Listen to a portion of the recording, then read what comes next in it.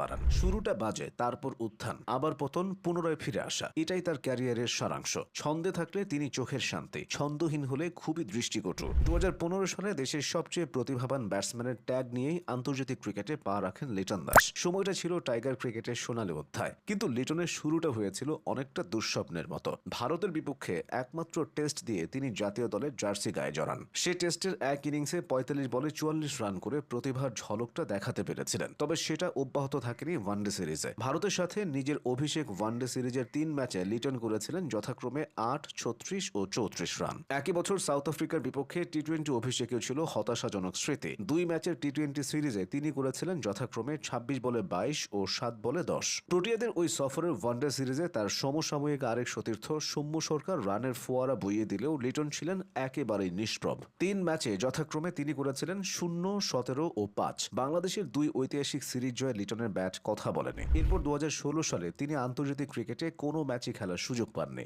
2017 সালে পুনরায় প্রত্যাবর্তন হলেও তিনি জ্বলে উঠতে ব্যর্থ হন। এমনকি সে বছর চ্যাম্পিয়ন্স ট্রফির স্কোয়াডেও তার জায়গা হয়নি। লিটন দাসের ক্যারিয়ারের বড়সড় একটা টার্নিং পয়েন্ট হলো 2018 সালের এশিয়া কাপ ফাইনাল। বুমরা চাহালদের বিপক্ষে দুর্দান্ত ব্যাটিং আর অনবদ্য সেঞ্চুরিতে তিনি মুগ্ধ করেছিলেন কোটি কোটি সমর্থককে। তারপর নতুন করে তাকে নিয়ে আসার সঞ্চার হতে থাকে, কিন্তু যে লাউ সেই কদু। লিটনের ফর্ম আবারও গভীর ঘুমে ঢলে পড়ে। 2019 বিশ্বকাপের স্কোয়াডে থাকলেও প্রথম কয়েকটি ম্যাচে তিনি একাদশেই সুযোগ পাননি। তারপর ওয়েস্ট ইন্ডিজের বিপক্ষে ম্যাচে 69 বলে 84 রানের বিধ্বংসী এক ইনিংসে আবারও আলোচনায় চলে আসেন। তার নান্দনিক ব্যাটিংকে অনেকেই মোনালিসার হাসির সাথে তুলনা করতে শুরু করেন, কিন্তু আফসোসের ব্যাপার আলোচনাটা সমালোচনায় রূপ নেয় লিটনের অধারাবাহিকতায়। এক পর্যায়ে তাকে দল থেকে বাদ দেওয়ার দাবি ওঠে। সমালোচনার জালে আটকা পড়া লিটন চেষ্টার কমতি রাখেননি। ফলো আসে হাতে নাতে। করোনা মহামারী বিদায় নিলে লিটনের ব্যাটটা হয়ে ওঠে তলোয়ার। বিশেষ করে 2022 সালে টেস্ট, ওয়ানডে ও টি-20 সব সংস্করণেই তিনি সমান তালে রান করছিলেন। সে বছর তিনি মোট 1921 রান সংগ্রহ করেন, যা বাংলাদেশের সর্বোচ্চ।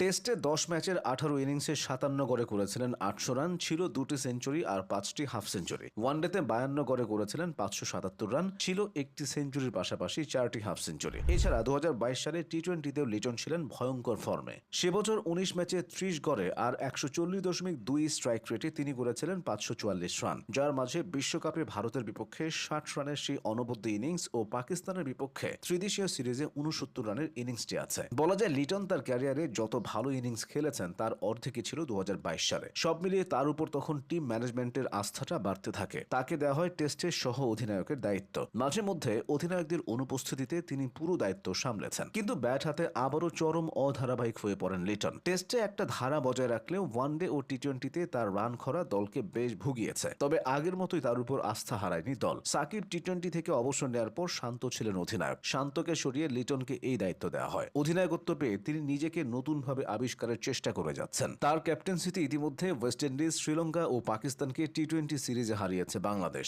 ধীরে ধীরে ব্যাট হাতে রানের খরা থেকেও বেরিয়ে আসছেন লিটন। এভাবেই তার গোটা ক্যারিয়ারটা চড়াই উতরাইয়ের মধ্য দিয়ে যাচ্ছে।